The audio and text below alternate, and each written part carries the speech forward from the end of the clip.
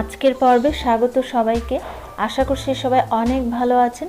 সকাল বিকালের নাস্তার আয়োজনে আজকে আমি আপনাদের সাথে শেয়ার করতে এসেছি ইনস্ট্যান্ট পেস্ট্রি রেসিপি।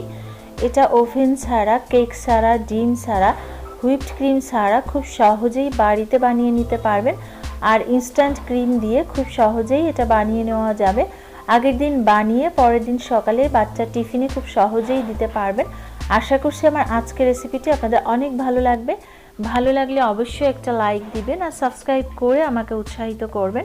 তো কথা না বাড়িয়ে চলুন শুরু করা যাক। পেস্ট্রি বানানোর জন্য প্রথমে সুগার সিরাপ তৈরি করে নিচ্ছি।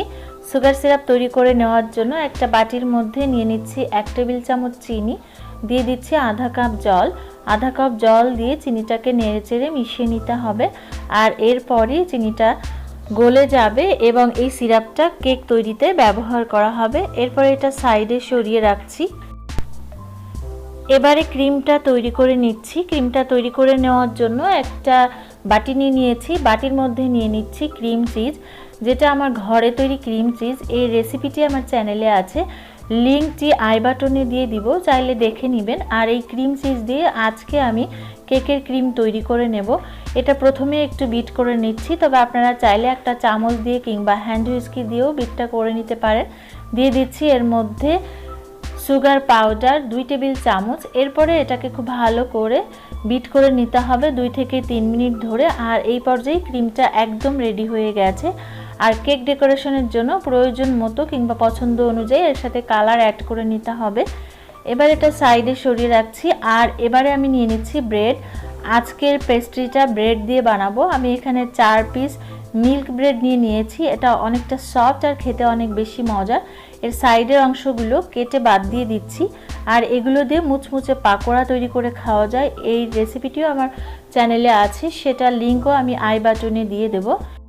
সমস্ত উপকরণ রেডি। এবার ফাইনালি পেস্ট্রিটা তৈরি করে নেওয়ার পালা। একটা বাটির উপরে একটা প্লেট উপর করে দিয়ে নিয়েছি। খুবই সহজ প্রসেস। তার নিচে একটু ক্রিম লাগিয়ে ওপরে একটা ব্রেড বসিয়ে দিয়েছি। তার উপরে আমি সুগার সিরাপ লাগিয়ে নিচ্ছি। এরপর আবারও ক্রিম দিয়ে দিচ্ছি। আর একই রকমভাবে প্রত্যেকটা ব্রেড বসিয়ে সেট করে নিতে হবে। আর খুব কম সময়ে মাত্র 5 মিনিটে কিন্তু এই পেস্ট্রিটা সহজেই বাড়িতে বানিয়ে নেওয়া যায়। আর এটা বাচ্চাদের ভীষণই পছন্দের। আর চটজলদি বানিয়ে বাচ্চাদের খুব সহজেই টিফিনও দেওয়া যায়। আর ক্রিম দিয়ে চারপাশেও খুব ভালো করে লেয়ার করে নিতে হবে, ওপরে নিচে। এরপরে ওপরে টপারটা করে নিতে হবে। আর ক্রিমের টপারটা করার জন্য আমি এখানে ক্রিমের সাথে একটু লাল রং লাগিয়ে নিয়েছিলাম। খুব সিম্পল। ওপরে প্রথমে এরকমভাবে দিয়ে 2 সাইডে 2টা ফুল করে দিচ্ছি। তবে আপনাদের পছন্দ অনুযায়ী যে কোনো ধরনের ডিজাইন করে টপারটা করে নিতে পারেন। তো আমি খুব ইজি আর সহজ একটি টপার করে নিলাম। আশা করছি আমার আজকের রেসিপিটি আপনাদের অনেক ভালো লেগেছে। ভালো লাগলে অবশ্যই একটা লাইক দিবেন। এরপর মাঝখান থেকে কেটে নিতে হবে। আর এই পর্যায়ে যদি ক্রিমটা একটু নরম থাকে সেক্ষেত্রে ফ্রিজে রাখলে এটা টাইট হয়ে যাবে। আর আগের দিন বানিয়ে ফ্রিজে সংরক্ষণ করেও পরের দিন বাচ্চা টিফিনে খুব সহজেই দিতে পারবেন। এরপর মাঝখান থেকে কেটে নিয়ে পরিবেশন করুন। দেখতে অনেকটা সুন্দর আর খেতেও অনেক বেশি মজার। আশা করছি রেসিপিটি আপনাদের অনেক ভালো লেগেছে। ভালো লাগলে একবার ট্রাই করুন আর কেমন হয়েছে আমাকে কমেন্ট করে জানান। চাইলে ছবি শেয়ার করতে পারেন আমার ফেসবুক গ্রুপে। গ্রুপ লিঙ্ক ডেসক্রিপশন বক্সে দেওয়া থাকবে। এরকম আরও সহজ ও সুন্দর সুন্দর রেসিপি পেতে চাইলে অবশ্যই একটা লাইক দিন আর সুন্দর সুন্দর কমেন্ট করুন, বেশি বেশি শেয়ার করুন।